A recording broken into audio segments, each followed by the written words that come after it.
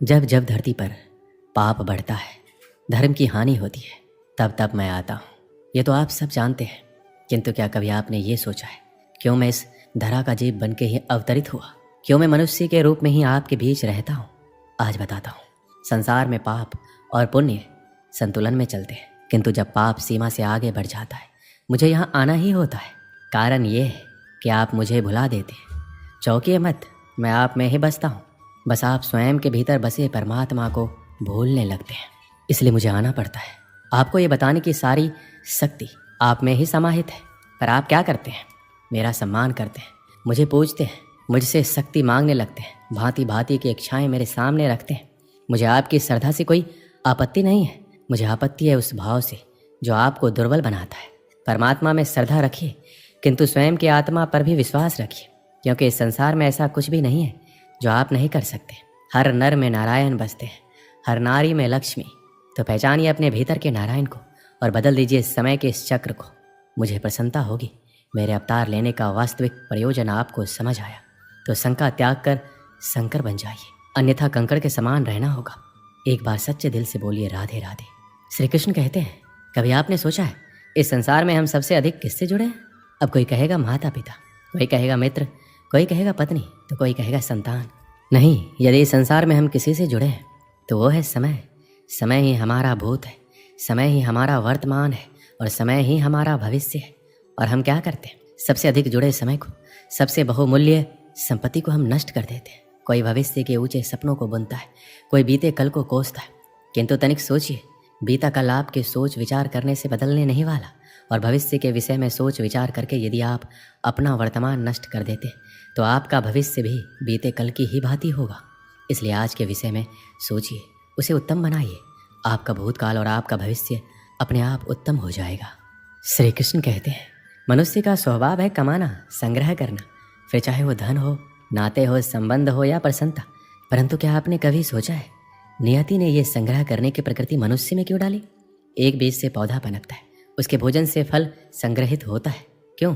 इसलिए ताकि वृक्ष उसे स्वयं खा सके? नहीं, बल्कि इसलिए ताकि वो भूखे जीवों में बांट सके। अब आप पूछेंगे इसमें वृक्ष का क्या लाभ? लाभ है, क्योंकि जो बांटता है वो मिटता नहीं। जो फल ये जीव खाते हैं वो उसके बीजों को वातावरण में बिखेर देते हैं, जिससे जन्म लेते हैं नए वृक्ष। उसकी जाति, उसका गुण, उसकी मिठास समर हो जाती है। इसलिए याद रखिए, अमीर होने के लिए एक एक क्षण संग्रह करना पड़ता है, किंतु अमीर बनने के लिए एक एक कण बांटना पड़ता है।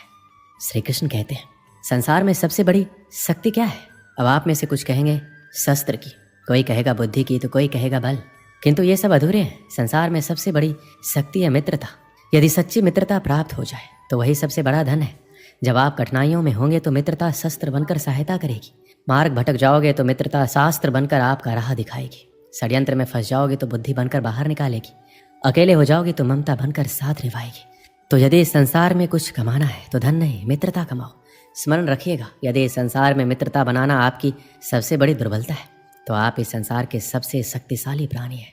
श्री कृष्ण कहते हैं, जब से मनुष्य जाति का अस्तित्व बना है तभी से युद्ध भी अस्तित्व में आया। युद्ध जो कभी धन का द्वंद्व बन के सामने आता है तो कभी सुरक्षा का हथियार बनकर, कभी विजय की भूख के लिए तो कभी पराजय टालने के लिए।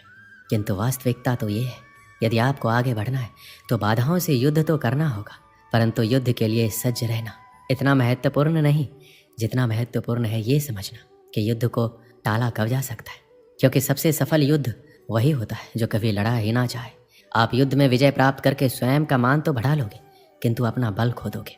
इसलिए जहाँ तक हो सके युद्ध को टालो, इस शक्ति को संग्रहित करो, ताकि जब यह युद्ध धर्म बन के सामने आए आप उसे पूरे बल के साथ लड़ सको। श्री कृष्ण कहते हैं, मन बड़ी ही विचित्र कृति है। यह मन शरीर के किस अंग में बसता है कोई नहीं जानता, किंतु संपूर्ण शरीर इस मन की इच्छा साकार करने के लिए प्रयास करता रहता है।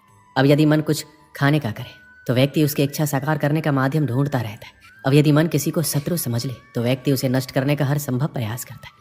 अब यदि मन किसी से प्रेम करे तो उसकी प्रसन्नता के लिए हर सीमा लांघने के लिए सज्ज रहता है। परंतु जीवन सुखद हो इसके लिए यह आवश्यक है कि मन खाली रहे, जैसे एक बांसुरी की भांति। भीतर कुछ भी नहीं, ना राग है ना द्वेष, तब भी तार छेड़ने पर स्वर निकलता है। इसी प्रकार मन को भी भावनाओं से मुक्त रखना आवश्यक है। स्मरण रखिए, मन में कुछ भर कर जियोगे तो मन भर के जी नहीं पाओगे।